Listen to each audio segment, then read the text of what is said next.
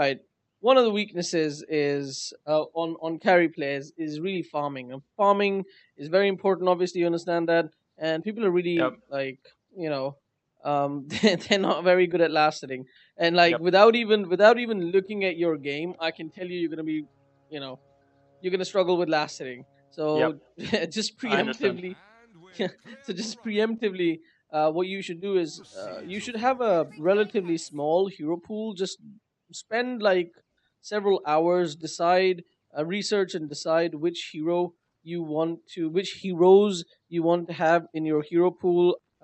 Narrow down to 5 or 6 heroes for your hero pool, and then just Uh-huh. stick to that. And when you figure out your heroes, then you need to practice those heroes a lot. Okay, a lot of shit is happening.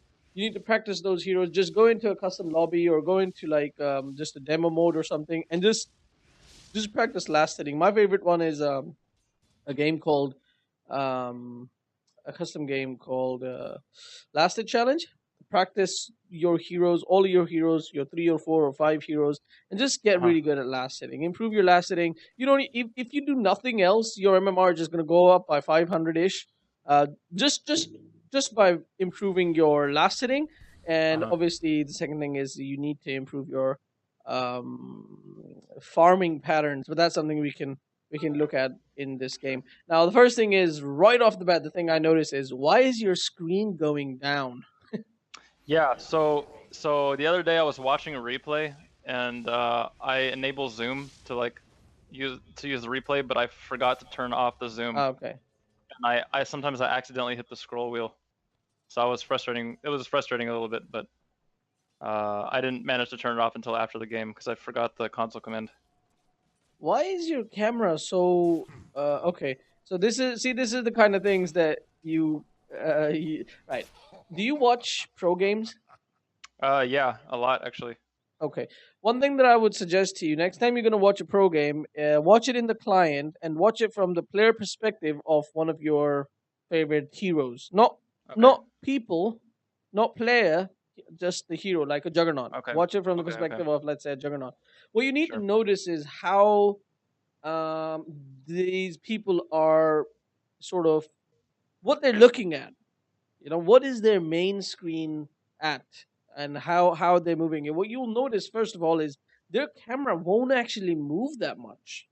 Like just notice how much your camera is actually moving, and I can tell you've got that camera grip mode, like you're using your Uh middle mouse button, right? Um, and it's constantly moving. Like this is all I'm looking at right now. I'm huh. like, this is literally the most amount of camera movement I've seen in years. Really? Wow. Yeah, nobody moves their camera um this much. Actually a little bit stable now, but it's still moving again. So you need to set your camera on one place. Like seriously, this is actually giving me like a headache. how can you Okay. how are you playing like this? I don't know. I think it's So my I don't know. It's my StarCraft twitchy fingers. you're coming from StarCraft. That makes a Yeah. little Yeah. bit of sense.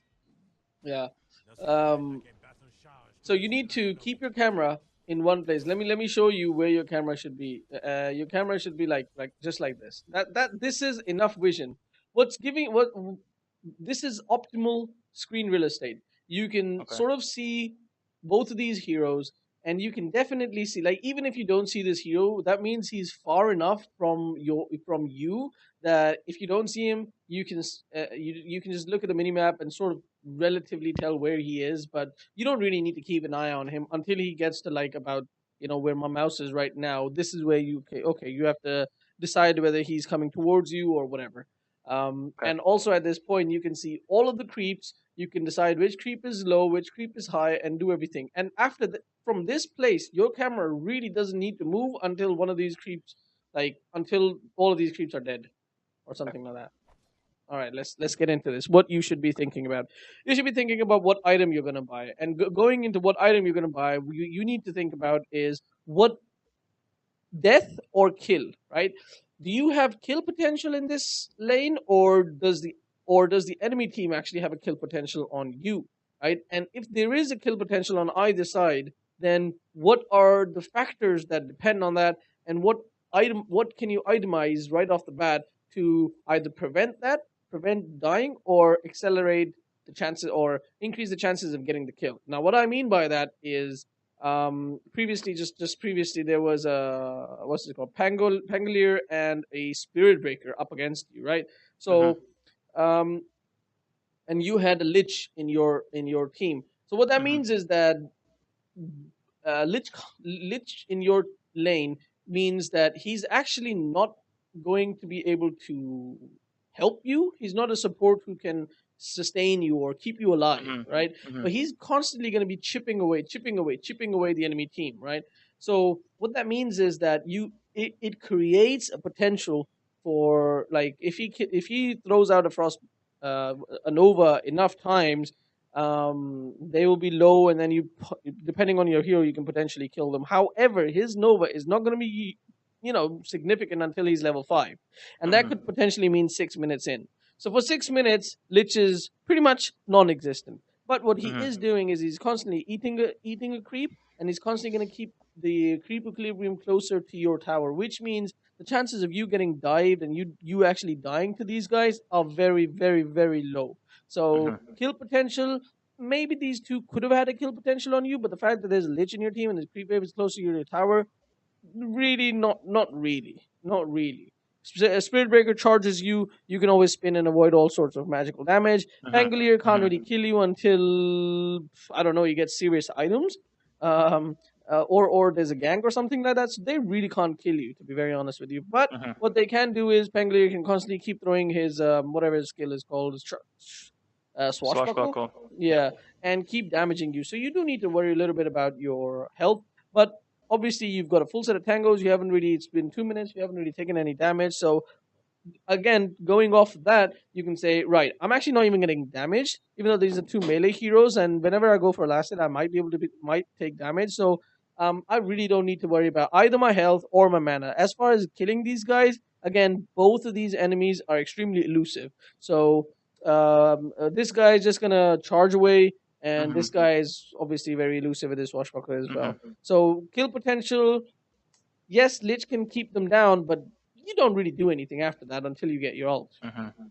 You know, so this is a lane where neither of nobody has a kill potential on the other, Mhm. right? Mhm. So this is a lane where you're purely going to focus on farm. That's Mhm. all you're bothered with. That's it, right? Um, if you get a little bit low, if you take a little bit of damage, you invest a little bit in maybe another set of tangos or something. But other than that, all you're focused in on is last setting. So the first thing that you got is a full magic wand. So you invested 200 gold in buying a wand, right? Um, Yep.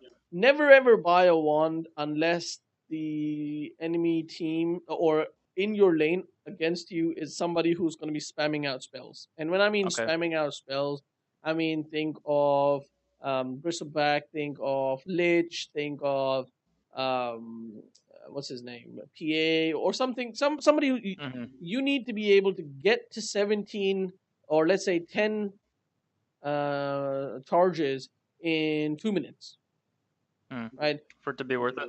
For it to be worth it. This guy's never gonna charge you. Like, sorry, this guy's never gonna use spell. He's only gonna charge, and that's one spell, and he's gone. After just not gonna happen. And there's nobody. It's like even swashbuckle. How often is he actually gonna swashbuckle? Because Mhm. he doesn't do any damage. So he might swashbuckle once or twice, once in a creep wave to get like one last hit, and that'll be it. So you're maybe gonna get three charges per 2 minutes. It's really not worth it. You could have invested. You had 400 or 500 gold. You could have invested in maybe blades of attack. You know, because you're probably gonna. So understanding which item you're gonna buy is very important on Juggernaut. Mhm. 90% of the time you want to get phase boost because Mhm. your killing people depends on you being able to chase them. Phase boot phase boots are extremely important.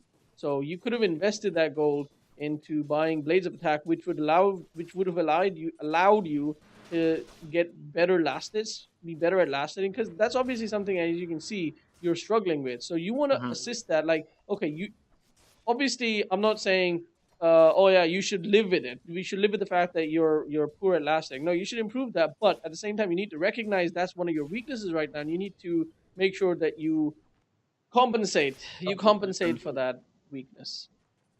I really like the fact that you went for a quelling blade because obviously that obviously helps you with blast setting and then blades. Now, normally I would always suggest they go for boots first. That's literally 99% of the time what you should be doing. But again, in this lane, you don't really need to run away from anybody, and you're not really going to chase anybody. So having boots is a complete waste of 400 gold, right? Mhm. So this is sort of the process that you should have going into every single lane, whether you're a carry, whether you're a support, whether you're an offlaner, it doesn't matter. And this is sort of it gets harder the later on into the game that you get because you're going to be thinking about more and more factors. Instead of one or two heroes, you've got five heroes, and you've got your whole own team as well. Maybe your team doesn't have stuns, for instance. Right now, your team has absolutely no guaranteed Mhm. stuns. There's literally Mhm. no stuns at all. So, in fact, in this particular game, you as well as oh shit, who else? Really, no one else. I guess Sheepstick for Furion, but you definitely have to prioritize Basher 100% in this particular game. You have to be. You're literally so the enemy team can just carry TPs, get into a fight, start fighting, think they're going to lose, and everybody can just TP out, and there's absolutely nothing your team can do about it. Mhm. So you definitely need to prioritize. Maybe in this particular games, because it's such a horrible lineup, I might have actually even bought Basher as my first item, which is extremely unconventional.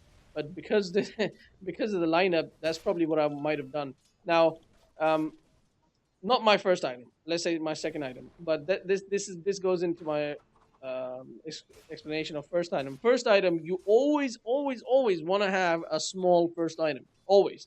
The reason for that is, and by small first item, I can by small item, I can we can think about an Aquila, or drums, or I don't know.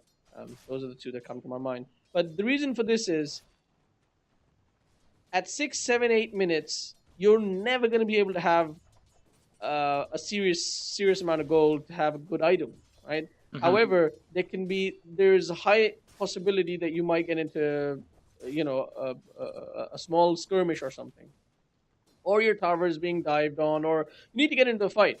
And if you've just stored that gold, you're just waiting to get a big item, you're not actually buying anything, then you've got all of that net worth. You're a carry, you've got high net worth, you're almost at the top. You are right now, you're at the top of the line, right?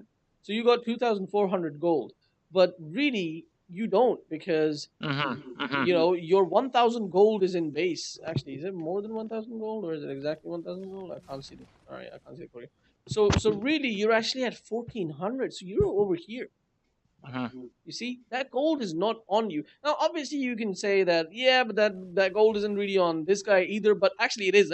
Actually, he's actually got phase boots and everything. Mhm. So he's actually got. So he is 2,200, whereas you're actually over here. Mhm. So this is a very important thing because you can say, right, I'm a carry, I'm farming away, I'm really rich. If a team fight breaks out, I should be able to TP to that team fight, and I should be able to have a really high impact. But you've got half of your net worth in the bank, which is Mhm. doing nothing at all. And this is a Mhm. very, very common misconception people often have with carries. Actually, there's two sides of this coin.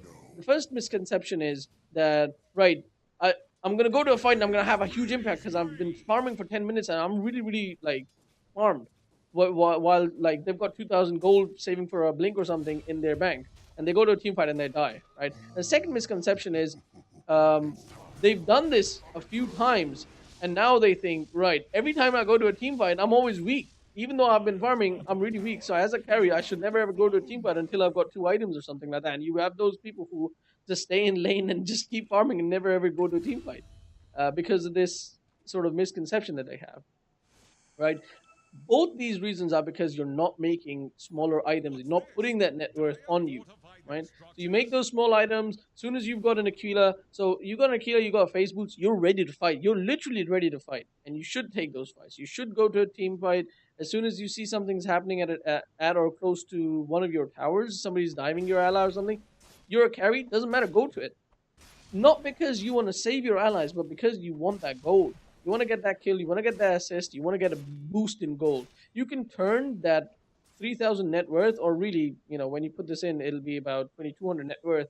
immediately into a boost of 400 or 500 gold, so that it'll get you much closer to your next bigger item. And that's the way it works. That's the way it, um, playing a core works. You can keep farming in this lane, keep farming away, but it won't actually progress you to your next item as fast as getting kills and getting assists and taking part in team fights.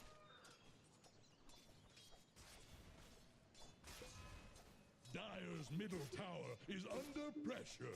Amazing what you found lying around. You see what's happening here? It's like Yeah. five people or 4 or 5 people engaged in this. 1, 2, 3, 4, 5 people engaged in this fight. Yep. See, I'm this not is there. where 6 people now. So more majority of the heroes are actually 7 people now. It's like apart from you two, 8 people. Apart from you two in the bot lane, everybody else is there. Now, Hmm. now if we go back a little bit, this is actually shouldn't have gone back actually. Um, at the end of this team fight, we're gonna have a team summary, fight summary. I wanna show you um, what the summary says. We want to see how much gold was made off of the kills and stuff. And you've still got the Kila in your backpack. It's still not Yeah, I don't actually. know. I don't know what I'm thinking. Yeah, it's still like you're still 1,000 net worth below. You're actually so there's 1,000 net worth here, and there's 1,000 net worth here. Actually, there's 200 net worth here as well, and there's like nearly to let's say nearly 200. So this is 2,200 net worth not on you. I mean, look at Hmm. your items, dude. All you've got is the boots of speed. You know. So if you reduce this by 2,200, you're at what 1,200. You're literally here. So yes, if you go and join a team fight right now like this, you're gonna get obliterated. You can't join a team fight because you don't have anything on you. However, at this very moment, had you had upgraded your boots to phase boots, had you put this into your backpack, you TP to a fight, you completely destroy everybody. You win because you're literally at the top of the net worth. You're way stronger than everybody. In fact, I'm pretty sure your levels are much higher than other people as well. So fight recap, right? 952 gold was made off of that fight, and I don't think it includes everybody. Maybe it does. Maybe it does. And obviously 1K so 1K in XP and gold. You could have had 500 gold there. What you did manage to get is maybe 200, 250 gold. Not to mention your allies died as well, and maybe you could have prevented that from And then he happening. gets away. Well, I'm not going to comment on this particular alt because you got Yeah, to yeah. try. You have to try, and sometimes Yep. you succeed, sometimes you don't. This is fine. Although I will say again, if you had how much damage did he walk off from? That killer would have made a difference for 250. sure, I think. Actually, not 250 even. 182. 182 is way too much. But maybe if you had Akira here and had phase boost, that's another 30 damage, Yep. and you could have had. You know when you ult somebody, Juggernaut right clicks them during that ult at your attack Yep. speed. Dyer's So maybe it's too hard to say, but maybe you could have gotten that kill. Yep. Maybe if I got one more lucky crit, Yeah, yeah, absolutely, absolutely. With higher damage, yeah, absolutely. All right, this can be a kill. No chance. All right, no chance. Now you need to get out. So this is the other thing. Now you're extending. You're extending. There's 3 people. You know there's 3 people here, and you just extended by a huge margin, right? So this is the kind of thing that you definitely need to never ever do. Like you escape by the skin of the teeth, but you definitely risk way too much. As a carry, your first job.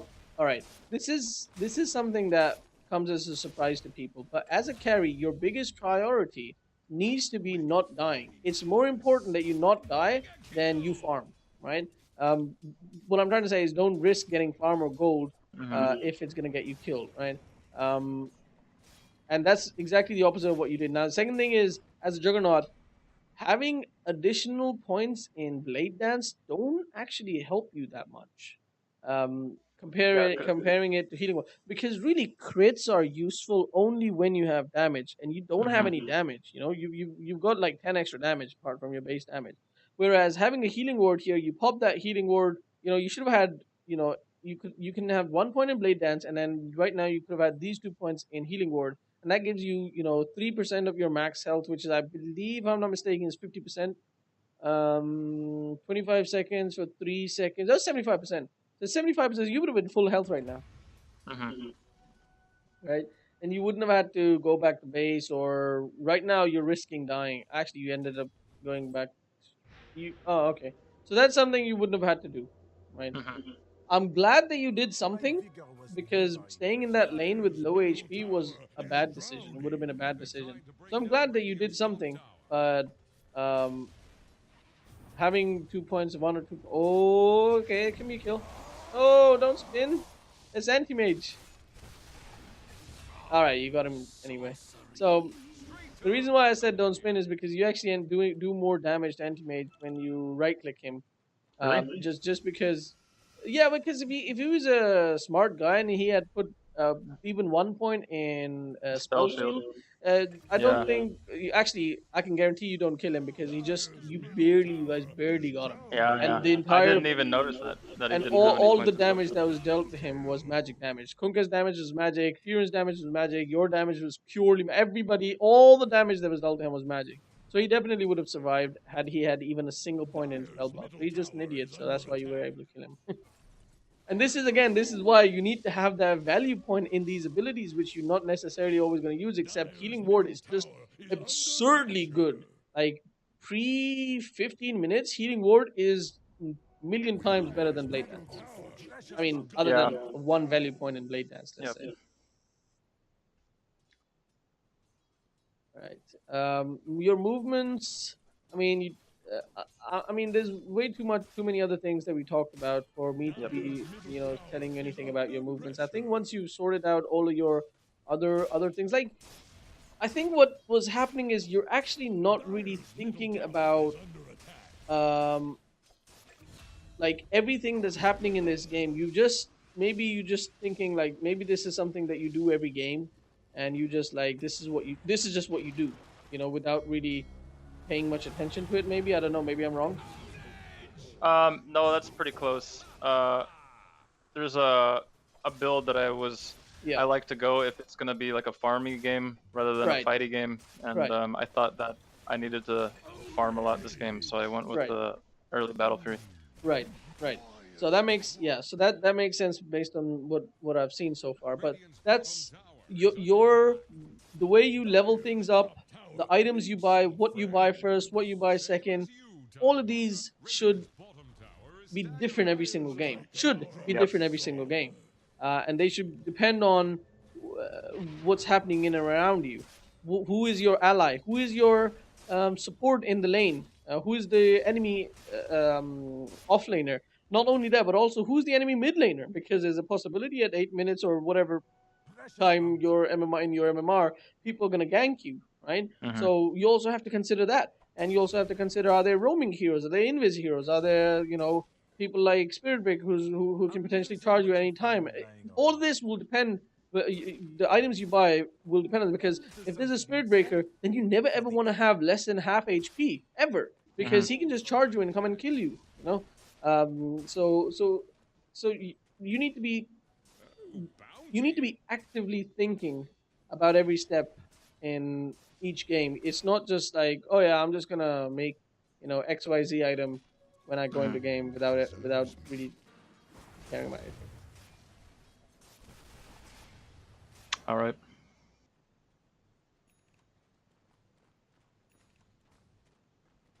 All right, so quite clearly, as you can see, that you are actually compared to your people of your own MMR, you are much higher. You've got much better last hitting, much better farming skills. Let's say farming skills. Ah, shit. You've got much better farming skills than most other people in this game because you're pretty much not just at the highest MMR. Sorry, at the highest net worth, but you're there by a huge margin as well, right? Let's say we can associate 300 gold to assists. Uh, Mhm. Even then, you're a solid 500 above an anti mage who has Battle Fury. Oh my god, he has Battle Fury, no boot. That's just an idiot. If he had made treads into Battle Fury, he might be much more farmed, but you know, Mhm. it's, it's There just, are some strange things that happen down here. yeah, yeah. Yeah. I mean, I'm not excluding myself. I'm sure much of the things that I do would appear strange to somebody higher skilled, but there are things Yeah. that are even strange to me, is what I'm saying. Yeah. Yeah. Uh, so you need to be a little bit more conservative with Selective. your, yeah, with your ult. Yeah, You need because to. he's like There's the been a, most tanky guy in the game. yeah, exactly. That's one of the things. And the second thing is you. This is like the. I think twice you've ultied into creeps. Yeah, both. Yeah. Yeah, in the same exact place too. I just was not paying attention to where their creep wave should be. Yeah. It's just it was yeah. I was not Yeah. thinking. And the other thing is that you, as a person who wants to put Juggernaut in his hero pool, somebody who plays quite a lot of Juggernaut, you really ought to know exactly how much damage your ult at level 1 does, your ult at level 2 does, and ult at, for instance, like your ult at level 1, as you can see, it does 6 slashes and it does 200 damage, right? No, sorry, it Hmm. does 3 slashes at level 1, yeah. So 600 damage is level 1, but you have to also figure out, like, right, who am I hitting? Everybody knows it does 600 damage, but what's important is really just click on this hero. Click on. God damn it! I can't click on this. I click on this hero. All right, she's got 4 armor, right? So 4 armor means about 10-20% physical resist, 20% physical. 20%, yeah, 20%, 20% physical resist, and you don't have minus armor, you don't have a death or anything like that. So your 600 damage is being reduced by 20% right off the bat, Hmm. right? Hmm. Which ends up being 480 damage. So really, you're looking for that 500 line, that second. Where's your hero? That second line, and you Hmm. need to make sure that the enemy is below that line for you Hmm. to be able to ulti him.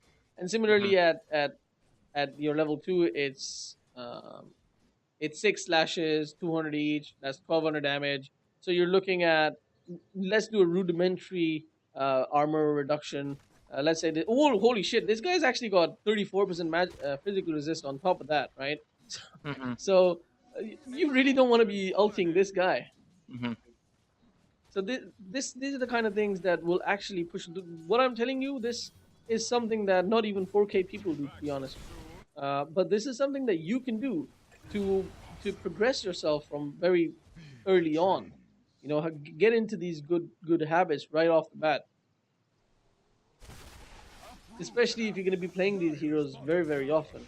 And Hmm. also, like, you have to think about other heroes. For instance, Windrunner. You know, the Windrunner does 420 damage with her power shot, but obviously that's on the first hero. You know, and it's reduced by every single. But let's say it's 420. So after magic resist, which is about it's 25% on a regular hero. So you need to reduce it by like about what 100. You know, Yep. so you end up having like 300 and I don't know 320, let's say 300, and it'll be 305 I think. Um, so you need to know these values because you need to think about, all right, this enemy person is 500 HP. Right, if I get 2 power shots, I can kill him. You know, these are the kind of things that you need to preemptively think about, especially if you've got like a skill that does high amounts of burst damage, storm spirit, for instance, and stuff like that. Anyway, um, so one of the bigger things that I notice is that you're constantly still farming, but then I guess that's because you're going for that farming build. But like if you look at the anti mage, he's also going for a farming build, but he's actually part of quite a few team fights as well. Like you see him Hmm. in team fights, but I guess he's dying, so that's not really something positive to show you at the Hmm. moment. Hmm. But then again, you know, he anti mage is a hero that wants to farm, and he's not really, his skill set isn't um, that of a person who wants to be able to who can potentially take fights earlier on. Whereas a Yep. Juggernaut, you are very much an early game impact hero, definitely. You know, with your spin and your ult, you do bursts of damage without actually needing any gold at all. Right now, Bounty. if you notice that this has happened to you twice, I think. Scarith Mage has come and just killed you. So a few things here. First of all, what were you doing over here anyway? You know? Yeah, Yeah. it's just So bad positioning. yeah, it's really bad positioning. Like you're way deep in the enemy territory, and the We're other not thing in is like vision. let's look at this, right? So you take this and you take this farm, and this is also fine. Taking this farm is also fine, right? But now you're thinking, right? There are a few creeps here. Who do I see on the map on the enemy team? No one. You Not actually don't even much. see this anti mage, I believe, because Yeah. we've got fog for both people. Yeah, you don't even see anti mage. You see absolutely no one on the map. So there could be 5 heroes here, there could be no one here, and everything in between. So going over here and taking this farm, that means that there is absolutely no one in this team who can catch you out and kill you, and there's nobody in this team who has any items that can catch you out and kill you. But that's not true. Winner can Hmm. throw a shackle on you, Spiritbreaker can charge you, and this guy can silence you. Any Hmm. one of these three people, if you see missing on the map, you've got danger. The Yep. reason why I say Spiritbreaker is because his spells go through your spin.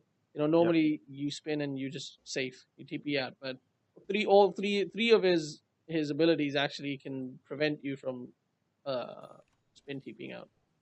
So this is not a game where you have free reign, where you're like Juggernaut and you're like, yes, I can do whatever the fuck I want wherever I want. Case in point. Yeah. I think. Yeah. I saw that they were dead, and then I underestimated the amount of time it would take for them to get to me. So I thought I would be able to just get the wave and go back. Yeah, that's actually fantastic because you learned a valuable lesson that it's much Yep. faster than you thought. Yep. So you can't really understand the limits if you don't cross those limits. But at some point in your life, you have to be like, right now I know the limits. Yep.